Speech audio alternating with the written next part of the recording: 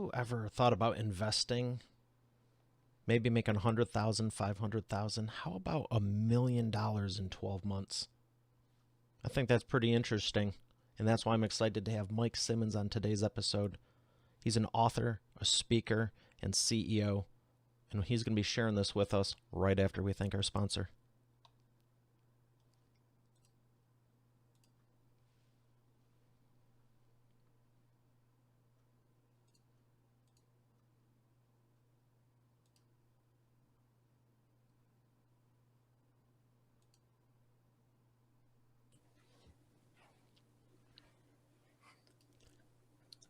Here he is, ladies and gentlemen, Mr. Mike Simmons. Mike, how are you feeling today? I'm doing great, man. I'm doing great. Thanks for having me. Oh, it's my pleasure. I'm excited to just dive right in because there's few people who can say they broke the $1 million barrier, and you did it in 12 months with investing. How did you pull that off? Great question. It was what you call a 6-year overnight success. I started in real estate, made a lot of mistakes, was having trouble scaling my business until I made some key changes in my company that allowed me to go over that $1 million mark. And I did it actually a little less than 12 months. And I learned a lot in that time. And the way I did it was really just learning some key stuff, right? I started surrounding myself with the right people. That was huge. I got a mentor, which was actually so transformative in my business. It's hard to even describe. And I started doing things like tracking numbers, right? People don't track numbers very well in their business. And I wasn't tracking numbers. And if you're not tracking numbers, not only do you not know if you're doing well, you don't know if you're doing poorly. I knew money was coming in and going out. I just didn't always know where and how much. And finally, I learned how to hire and that I needed to hire. There's only so much you can do as an individual, right? You have a ceiling on what you can accomplish. And that's not to say that people aren't able to do amazing things and more than they think it a lot of times. It's true. But no matter how optimized you are, no matter how efficient you are, the fact of the matter is you have a certain amount of time in the day. And if you really want to grow beyond what one person can physically do, no matter how great that person is, you have to hire, you have to build a team. And that's some of the things that I learned that will allow me to get over that hump. Well, I appreciate you for talking about that because I've told people that myself, and I'm very thankful for my team. There's no way I could pull this off without them. But some people seem like they're averse to it just because it's like, well, no one can do it as good as me and whatever trash they're telling themselves because, I mean, you're not going to do it on your own. So I want to ask you, when it comes to the team, is there a secret size that the team should be, or is it the right people, or is it, tell us a little bit about that side. Yeah, there's no secret size. I mean, obviously, if you're a very, very, very small business, the bottom line is the size of the company can't be more than what your cash flow can handle, obviously, right? And that sounds like a joke, but it's, you know what? I know people that have hired themselves right out of a business because they overhired, they overextended, their overhead and their personnel cost them way too much, and they weren't able to spend money in other key areas and they failed, right? But as far as like who do you hire, ultra important. There's something called opportunity cost. And when you hire the wrong people and you aren't able to seize the opportunities in front of your company, that's the opportunity cost. And for me and my company, as a real estate investor, I found it was most applicable to my sales team. If I hired the wrong salespeople, then I was not closing or getting enough opportunities. And in my business, we're talking every transaction is tens of thousands or hundreds of thousands. So you leave a couple of those on the table a month, and next thing you know, a year later, you've missed millions of dollars worth of opportunity. So opportunity cost is huge. We take hiring very seriously. It's very important to us. We try to do it slowly and we try to fire fast because you're not help. You think people think they're helping by not letting someone go as early as maybe they want to. They hold on to them, but you're really hurting them. You're not going to keep them. They're not able to get to in a place where they actually have a better fit.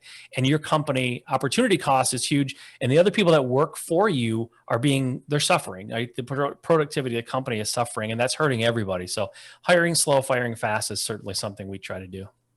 Why do you think people, so let's say they get past the point where they go, I do want a team, they build it up, and I've dealt with this before where it's like, on a personal level, you don't want to let someone go because, you don't want to hurt them. But from a company standpoint, I believe that too, hire slow, fire fast, because then it just drags it out and, it's hurting the team. It's hurting you. They're not doing a great job and you're just prolonging it. Yeah. Why do you think that is with some people? They feel bad. People just, you try. listen, most people are genuinely pretty good, and firing someone feels bad. It sucks. It's hard to do. It doesn't feel good to do it. And it's sort of why are people bad parents? A lot of times it's because they don't have the stomach to do what they need to do. They can't hold their kids accountable because their kids cry, and then they feel bad that their kids are crying, their kids are sad. So they don't make them follow through on the punishment, whatever it is. And then you have these kids that are just running around crazy. Employees are the same way. If you don't do what you need to do, it's usually because it hurts you. It feels bad to you. If you've ever had to fire somebody, you know what I'm talking about. It's not a fun, unless that person was just awful and it was just like a relief. But even when they're awful and it's a relief, you don't wake up that morning and bounce out of bed and go, "Yeah, I get to fire somebody today." You feel bad about it. So, people just do it because they don't do it fast enough because it just feels bad, really. But if you reframe your thinking a little bit and so, yes, it feels bad, but you're actually doing your company, your other employees, and the person you're going to let go, you're ultimately doing them a favor. It's like a bad relationship. How long should you let any bad personal relationship go? People need to be able to move on and be with someone they really, really like and who likes them. And your employees deserve that too. So if it's not a good fit, it's not a good fit, you're actually hurting them by not letting them go sooner. I'm glad you're saying that because it's something that's not talked about enough. And I know too many people that have been hurt by it. I'll even throw myself in there because you're right. It's not fun unless you're like a cold-hearted, mean person. You're not like, "Oh, wow, this is going to be so fun." It sucks. But, it sucks worse just dragging it out 6 or 12 months. Totally. Yep. Absolutely. It just makes everything harder, right? Everybody gets deeper entrenched. There's more things though to try to untangle. It's like a relationship. It's just, you're better off to do it sooner. So let's talk about the good side of the secrets you're sharing with us and what are the benefits of having the good team in place? Is that, one of the reasons you were able to pull it off in 12 months? I'll be perfectly honest with you. I would love to say, yes, I had the perfect team and we're very, cohesive and we all loved each other. Not the case. When I built my company up from really, I was on a pace to do about $200,000 in gross profits. And within 12 months, I got over $1 million in gross profits. Now, I did that, unfortunately, with not the best team in the world. And it wasn't so much they weren't the best team as it was, I was a bad leader. So when I started hiring, I'll be honest, I had a goal to get to $1 million in revenue or gross profit. That was my goal. And so I was going to get there come hell or high water. And I started bringing people in and I was just cramming information down their throat. I was just, like beating a horse to the finish line. Like we got there, but we got there with a team that felt a little bit abused, probably exhausted, underappreciated. And we spent the next year after that, we still made over $1 million, but we spent the next year trying to repair the foundation that we built that wasn't great. And it was all because I was a bad leader. I was hiring the wrong people. I was incentivizing them poorly. I was, frankly, fairly abusive, not verbally, but in the amount of work and what I expected from them, it was unreasonable. And I had people quit. I had to fire people. And at the end of the day, once we hit our goal and once we were in the repairing and rebuilding mode, I realized it was me. I spent that whole first year going, it's them, it's them, it's them. They don't have drive. They don't want it. They don't care. They're not hard workers. And at the end of the day, what I had to really come to grips with was my expectations were unrealistic. I expected people to work like I did and know what I know after 5 or 6 years of building to that point. And the fact of the matter is they're not owners. They're incentivized differently than I am. They're never going to care like I do, and they're not going to work like I do necessarily. So it doesn't mean they're not great. It doesn't mean they're not hard workers, but I was being very unrealistic with what I was expecting from them. So we do it differently now. We really hire for values more than we hire for experience and knowledge. I want a good value fit and someone that really fits with our culture. And if I can find that person and they have any amount of experience or knowledge in that area, I can train them up and make them. I love that you're saying that. So now I have 2 questions for you. One of them is, how do you decide what's reasonable and unreasonable in the workload in relation to the compensation? We usually start with the workload being less than I know they can probably handle. And then we keep people in lanes. I'm real big in my company I hire someone to do a specific job, and that's what I expect them to do. When I first started hiring, I tried to hire a few people and just give them everything I was doing. Like they were running the whole company. And they were wearing all these different hats in these different departments, and it was completely ridiculous. Now, if I hire a salesperson, their job is to wake up in the morning, do their cold calls or do their lead gen stuff, right? Look at their calendar, go on their appointments, get contracts. When they get back to the office, they give the contract to the next person who processes it, and they go back and rinse and repeat. They're all about talking to homeowners and signing contracts. That's all they do because they're sales. They should not be doing other things. And then I have someone, when they hand that off, I have somebody in my company called a dispositions manager. That person their job is to figure out how we're going to best monetize this property. And that's what they do all day. They don't go out and sign contracts. They figure out how to take that contract and monetize it for our company in the best possible way. So everyone has a lane that they're in, and they have very, very, very clear set of instructions on what success means to that position. And that's how I keep people with realistic expectations. And a lot of it is just, it's trial and error, and it's the past. It's data. So I use data to tell me what I should expect from my people going forward. Excellent. Now, the values that you brought up, what are the values you look for? Because I know this is increasingly important because, I mean, let's be honest, anyone can do certain types of work, especially if they're trained in it, but not everyone has the same values. Yep. 100%. And values sometimes are difficult to figure out in an interview. So my interviews are a lot different than a lot of people's interviews. I'm not hyper-focused necessarily on their credentials. I'm focused more on how they view things, how they talk about their past employers, how they talk about their past coworkers. So what kind of values do we look for? One of them that's huge to me, and this is something I added in the last few years, and it's called extreme ownership. There's a book by the same name by Jocko Willink. Fantastic book. I had a chance to meet Jocko and actually get trained a little bit by his team. So the extreme ownership part of the hiring process is important to me. When I ask somebody, at your last position, what did you think of your last two bosses? And they go, oh, idiots. They didn't know what they were talking about. They constantly made my job hard and screwed me up. It's like, okay, you don't take ownership. Obviously, you're blaming somebody else for your problem. So extreme ownership is huge for me. Continuous education. I want people who are voracious learners. I want people who read. I want people who are trying to better themselves all the time. Integrity is huge. Integrity is one of those cliche ones that sound like it's just thrown in there to look good, but it means something. In my company and in my industry, for that matter, there's a lot of opportunities, to be perfectly frank, to screw people over, to be unethical, and to take advantage of people. There's plenty of opportunities to do that. And what I tell my team is, there's no profit margin, there's no amount of money, there's no deal that's important enough for me to sell my soul, or to have the person that I look at when I wake up in the morning, look in the mirror.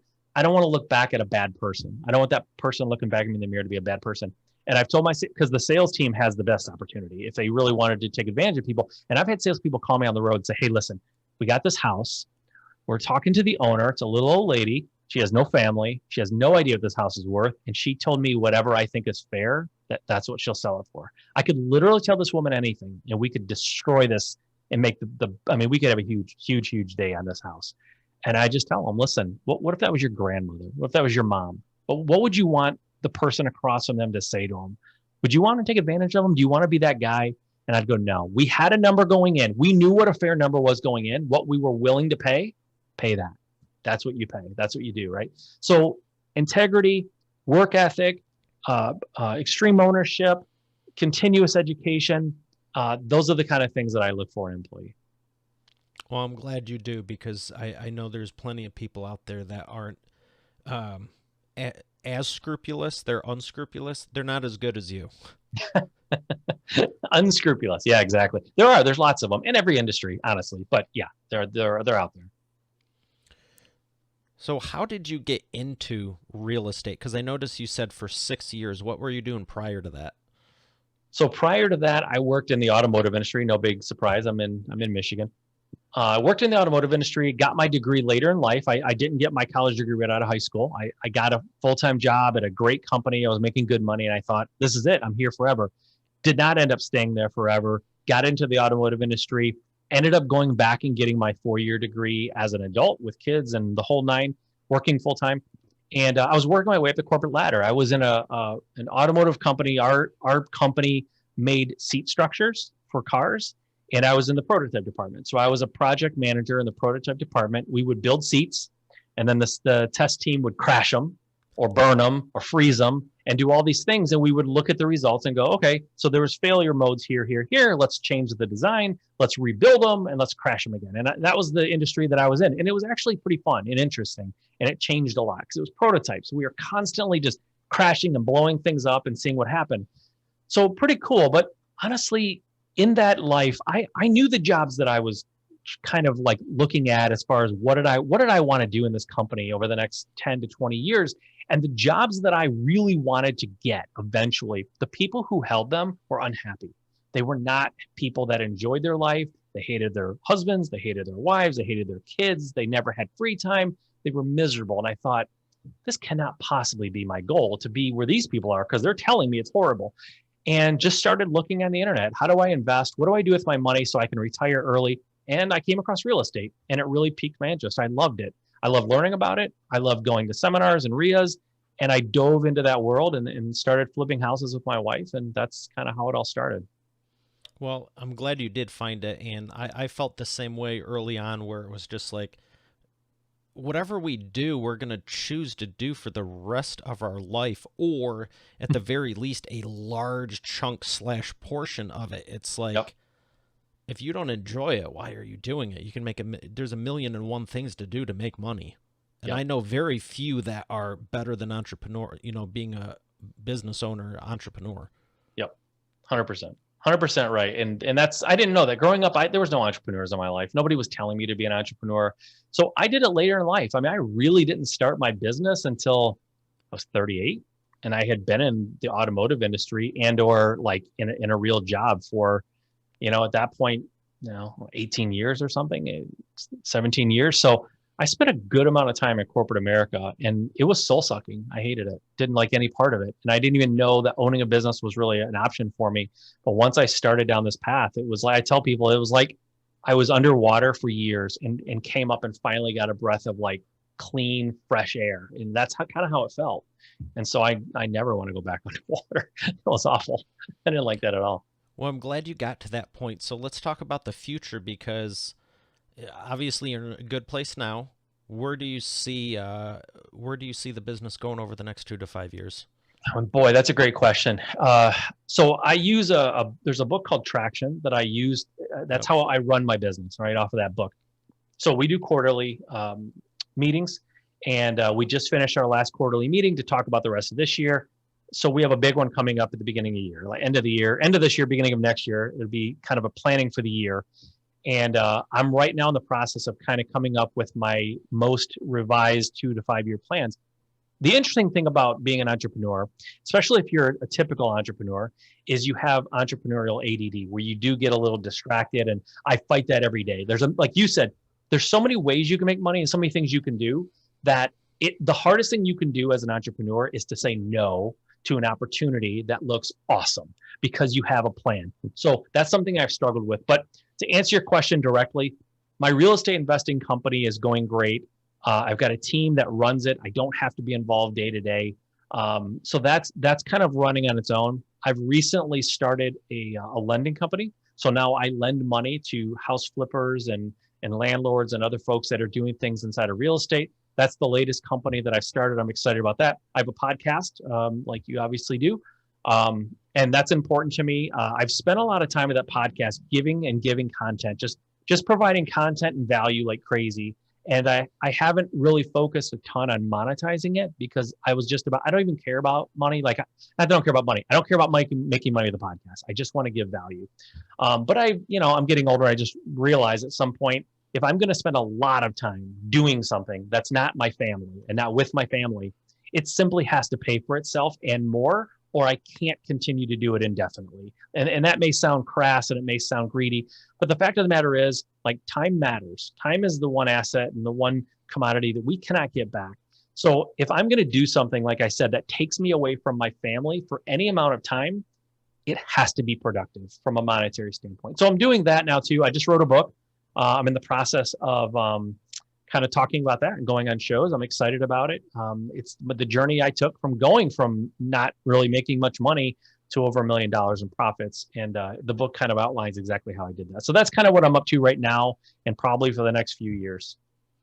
Well, I appreciate you for sharing that with us. And there's nothing crass about it because the reality is, I know what microphone you have there. You told me about the mixer. I know you got lights just like I do. And I can assure you, for anyone listening, this stuff is not cheap. No. So, and it's sure as heck not free. So it's definitely worth the investment, but it takes money to produce a show, a quality show, I should say. I mean, Yeah.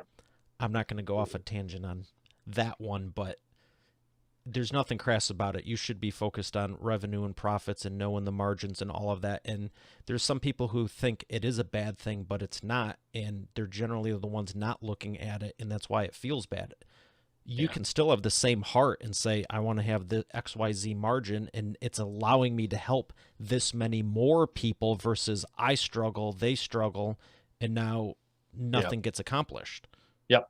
Absolutely. Absolutely. I've never looked at my podcast as being something I need to survive, obviously, but yeah, the fact of the matter is I've only got so much time in my day and in my month and whatever. So yeah, I have to make decisions about where I'm going to spend it.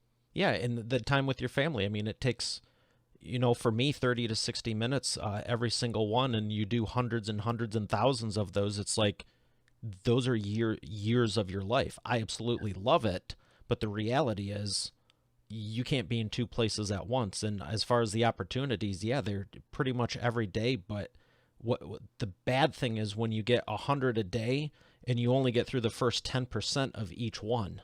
Yeah. You never get the traction that you need to have that breakthrough. It's like, yeah, it's a great opportunity, but why don't you do it? It's a great opportunity. I'm like, I already have a dozen great opportunities. I'm focusing on one, and it's my business. Yep. Totally. 100%. So for anyone that's thinking about getting into real estate, what would you say some of the things they should look for are? I say figure out what it is that you enjoy. What do you like? If you want to get into real estate, ask yourself why. What is it about it that excites you? Here's what I've seen. And there's a lot of ways you can get into real estate. Don't get me wrong.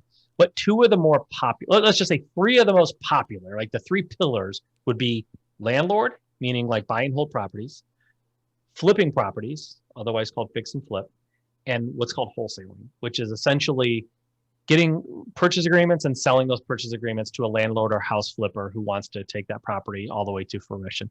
So those are the three major ways that most people get into real estate investing.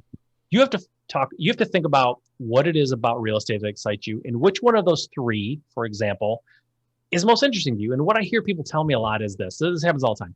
Wholesaling has kind of been a buzzword over the last few years, maybe handful of years. A lot of people talk about wholesaling.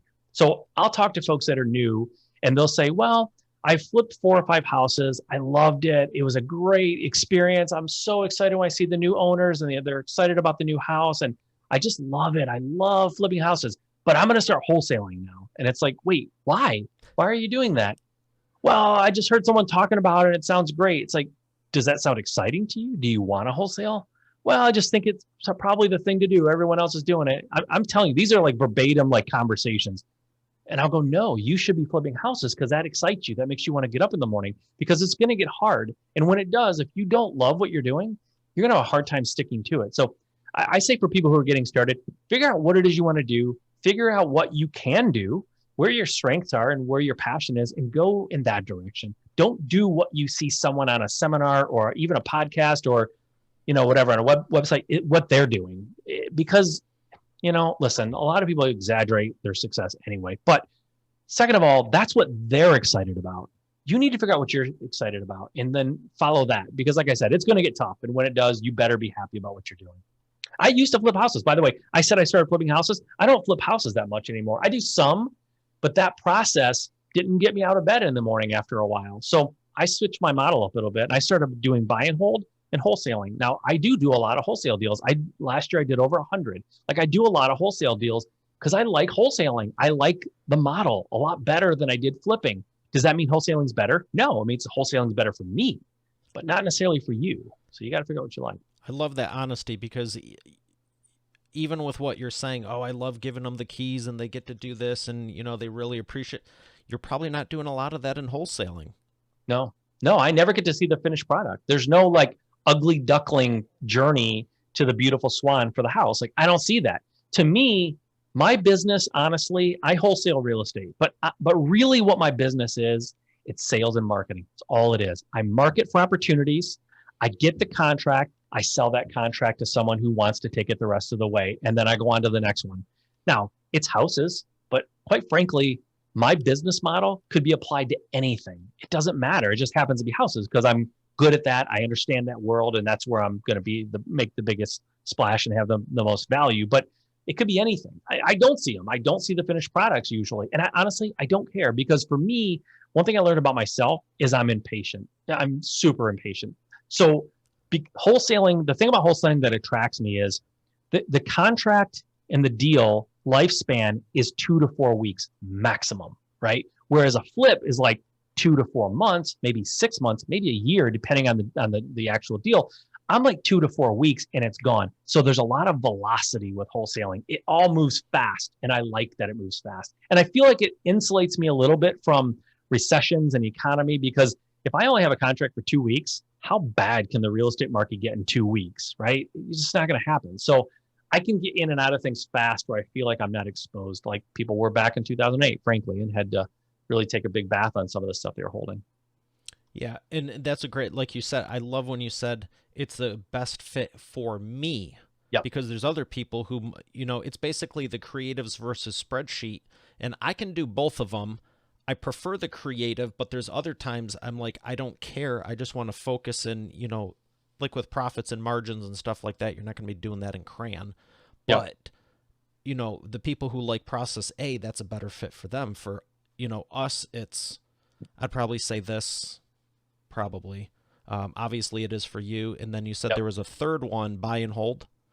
Yeah, buy and hold, landlords, people who want to buy for long-term, property, like passive. It's very passive. I was just going to say that's more the passive where you're getting the renters, you own the asset. And yeah, it's a drip. You know what I mean? It's not an avalanche of money every month unless you have a ton of rentals. But I mean, when you're starting off 1 or 2 or 3 or 4 or 5 rentals, we're talking hundreds of dollars a month. It's not insanely like going to change your life overnight. But if you do a good job and you buy right and you hold on to them for long term, it builds momentum. You keep adding houses, you pay them off. Next thing you know, that house that was giving you $200 of passive income is now giving you $800 of passive income because you paid it off. You own it free and clear. And you start doing that over and over again. And then you have appreciation over time. Like, that's a strong strategy, but it's not, if you need money right now, like by the end of the year, you need to make $20,000. Rentals is not how you're going to do it.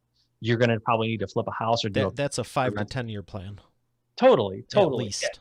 Yeah, at least. There was someone I knew in college, and he was just so casual. We were at like a homework thing, and he was an older gentleman at the time, and he was just like, yeah, I just bought an apartment complex. And I thought he meant he got an apartment. He meant he got the whole complex. And I'm like, come to find out, he had been doing real estate for 30 years at that point, maybe 40. Mm-hmm. And he owned around 15 million in assets, and he had rentals in every single one. And I was just like, I knew of the concept. I wasn't doing it in college, but I was like, that's a lot of passive. But again, it wasn't, 3, 6, 12 months. It was, he probably started with a couple houses, then went to 10, then went to 20, then 100, and, then started buying buildings. I mean, that's cool too. Yep, that's exactly how it works. It's exactly how it works.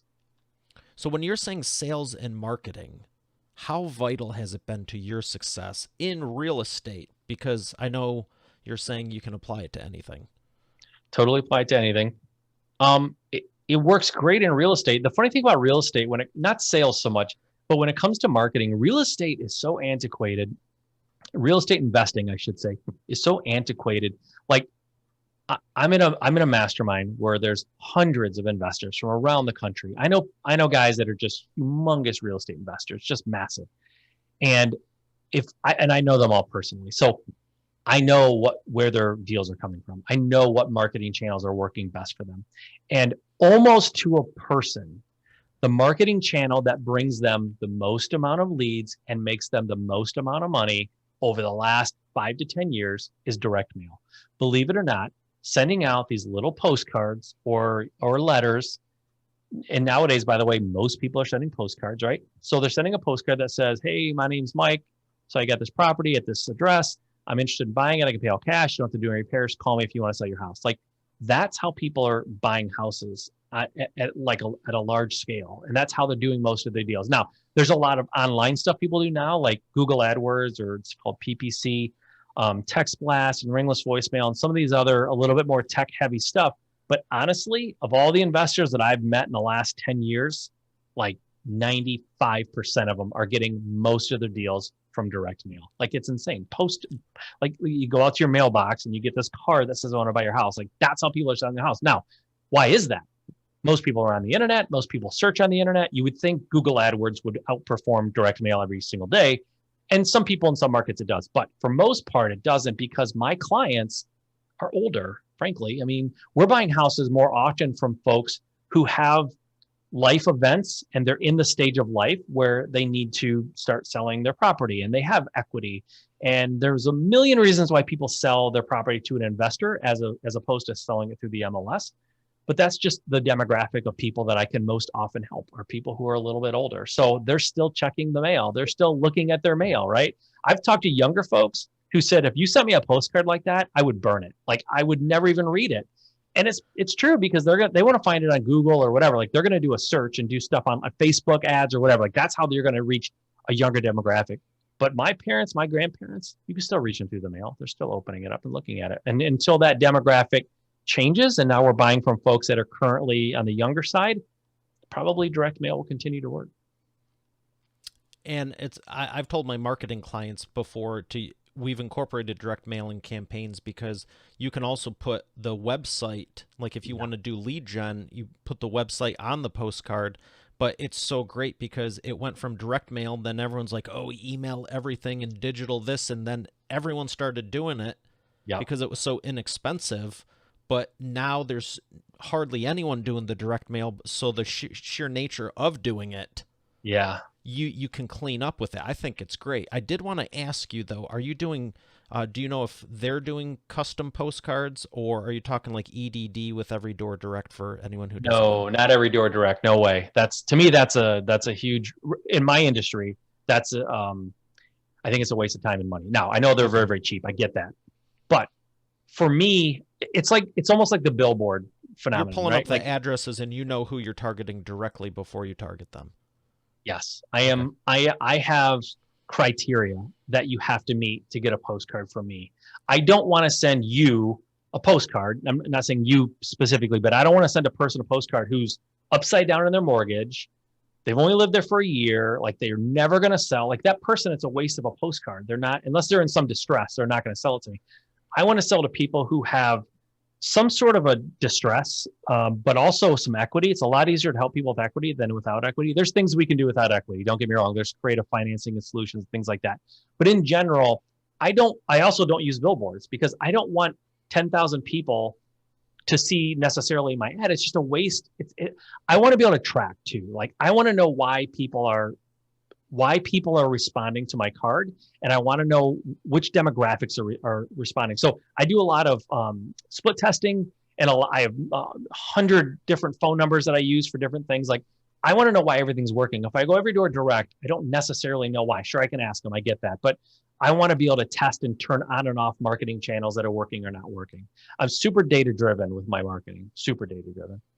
I think that's something that's overlooked too. And like I was saying, as much as I'm a creative, I love going into spreadsheets and looking at profit margins, and especially in marketing campaigns, because the data doesn't lie. Yeah. And almost always you think this is going to work, and then it doesn't. And then the thing you think doesn't work does. But you can't, when you have empirical facts like that, you just do more of what's working, and it's simple if you can remove the emotion from it. And I think it's great you're bringing this up, because the direct mail is huge, but again, if you have that spray and pray mentality versus, I mean, who wants 10,000 leads if 9,992 of them are all junk? Right. Yeah. There's a cost to that lead being followed up with. That are ready to go right now, and they're a perfect fit. Yep. I've told my team, so we get a lot of phone calls. We try to drive people to a phone call as often as we can. I've told my team, my goal as in the marketing department, my goal is not to get more calls.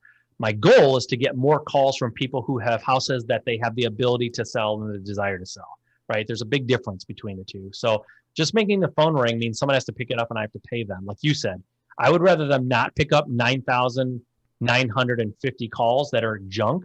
I would rather them just pick up the phone for 50 calls where there's a motivated seller that wants to sell their house. Yeah, it's a better return on investment. You're not annoying people, and people don't realize that when you're doing marketing, it's not just generating interest, it's also getting repelling the people who are a bad fit. Everyone Yeah. thinks like just because you're doing a campaign, it's like, oh, I want everyone. It's like, no, you want the 5-10% of the right people. I Yeah. joke You know, the around. funny, real quick, this is helpful. Go ahead. I'm sorry. Go ahead. I was saying when I'm speaking in front of audiences, I always go, who would love 10,000 leads? And everyone raises their hand. I go, now, if I could deliver that by tomorrow, how many of your businesses could honestly support it right now? And everyone goes, because the fact of the Right. matter is if you don't have Yep. the systems and processes in place, your subconscious is telling you this does not add up. And that's why it doesn't work.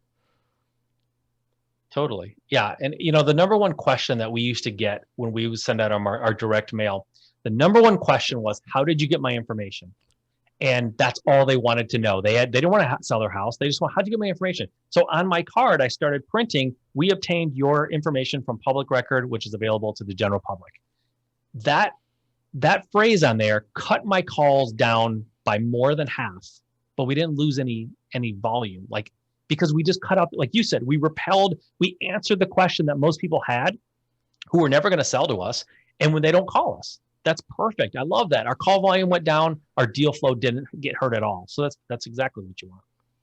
Yeah, when you can figure out those hot buttons and answer them ahead of time, that's when marketing gets fun. Yep. Because like you said, you're talking about transformational amounts. It's not just, oh, we got a few less calls. I mean, over half of a 10,000 spread, that's a lot. Yeah.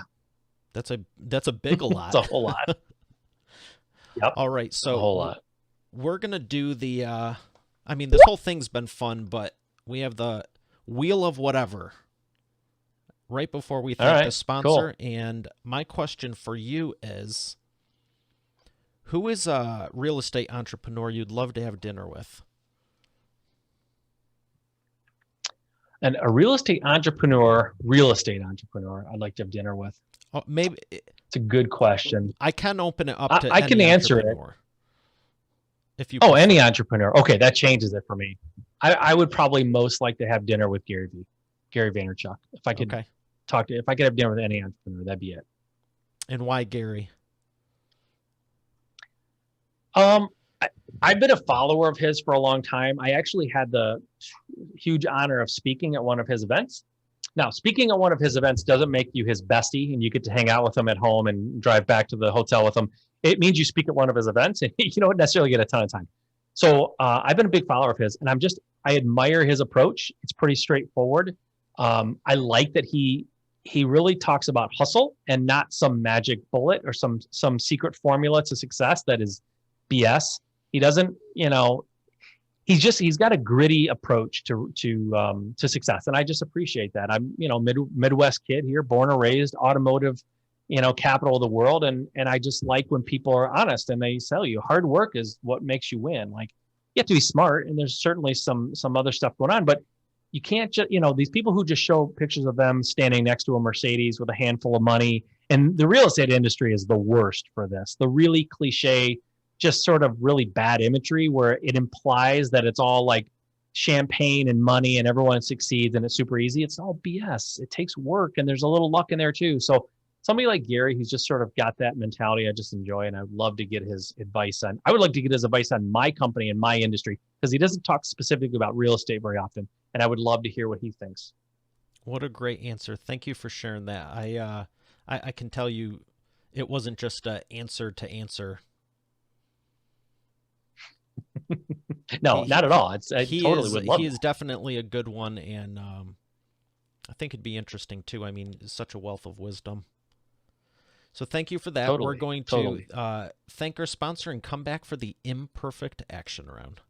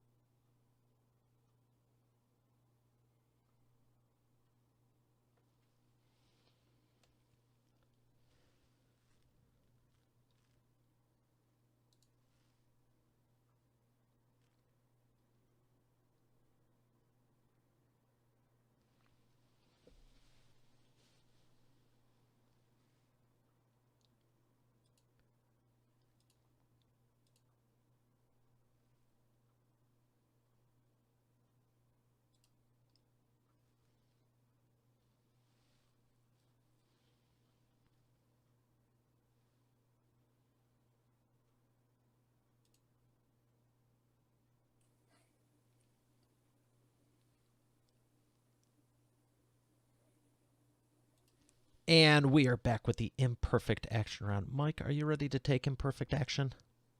I am so ready. Let's do this. All right, this is rapid fire answers, 60 seconds or less. The first question is, what is the fastest path to the profits? Fastest path to the profits, 100% it's execution. It's not education. It's not thinking and deliberating. It's not shiny object. It's action. And the people who I see that take action are always the more successful people. Excellent. Number 2, what is the biggest problem you see your prospects making and the fastest way for them to fix it? If you mean prospects by the people that I buy houses from, the biggest mistake they're making is waiting too long. We're at the tipping point in the real estate industry. We're at the top of the market. Values are as high as they've ever been. Everyone thinks they're going to cash in on their house. The fact of the matter is, I'm telling you this, you're not a seller, so I have no ulterior motives here. The longer you hold on to your house over the next 6 months, the less you're going to make on it. House prices are going to go down. They just are. If you want to sell your house, do it now. That's the best time. Number 3, what is the best way to maximize customer lifetime value? To be honest with them, to do what you say you're going to do, and to be there for them, and to over deliver. I just listened to a talk this weekend of a guy, his name's Kevin Brown, and he talked about kind of the Disney effect, right? Over deliver, do more than people expect, and do more than you tell them you're going to do, and you'll get a customer for life. Excellent. What is a book or two that you'd recommend, Expert Authority World? I think I mentioned Extreme Ownership, Jocko Willink. Love that book. Everyone should read it. It's a little bit holding up a mirror, and it's a little bit of like, you just better be honest with yourself. It's a little uncomfortable sometimes, but I think everyone should read it. And I think I also mentioned Traction. Those are my 2 favorite books lately. Traction, if you are running a business, small to medium-sized business, and you're struggling with meetings and how to structure things, and I think you should read Traction, because it changed my business, and I think it's an absolutely fantastic way to run a business. Very easy to understand and very actionable. Gino Wickman, right? Gino Wickman. Yep, exactly. Yep. Excellent. Well, I've enjoyed this. Thank you for sharing. Where would you like people to learn more? You can go to MikeSimmons.com. You can check out my podcast at Just Our Real Estate. And I did write a book, so it's called Level Jumping. You can check that out as well. Excellent. Well, thank you so much, Mike. It's been a pleasure. Thank you. All right, Expert Authority World, we have another great episode here today. I'll see you tomorrow. Have a great day, and God bless.